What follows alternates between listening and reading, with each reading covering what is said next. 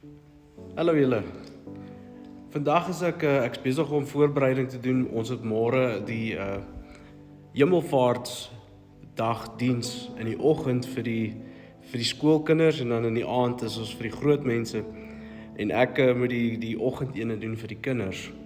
En ek is besig om voorbereiding te doen en dis snaaks hoe baie keer dinge jou slat. Ek kom by Johannes 21 vers 15 tot so vers 18 se kant. En dit is waar Jesus op aarde terug is. Die resurrection is verby. Hy is nou vir 40 dae op aarde wat hy rondloop en met mense praat en dan Maria Magdalena praat en hier kom hy by 'n deel waar hy by Simon Petrus terug is. En hulle twee sit om die kampvuur. En dit is vir my baie emosioneel want hier sit hulle om die kampvuur en Jesus vra vir hom, Simon, is jy lief vir my?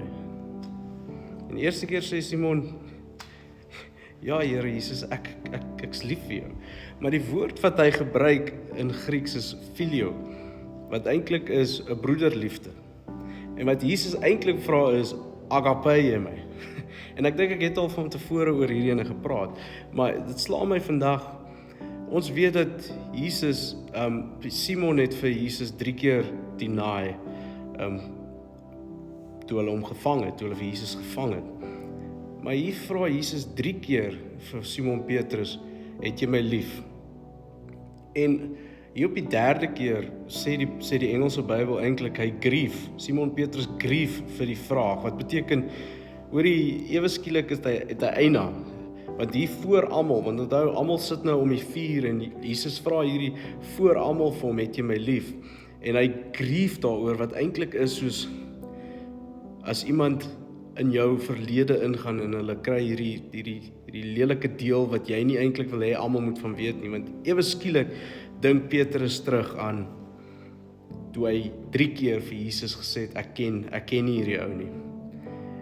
En Jesus vra hom 3 keer en hy restore hom. Eintlik wat hy hier doen is hy sê, jy is waardig, jy is geroep, jou planne is reeds vooruit gelê, jy moet dit net weer besef, dat jy het verkeerd gedoen, jy het my gedeny 3 keer, maar ek restore jou nou.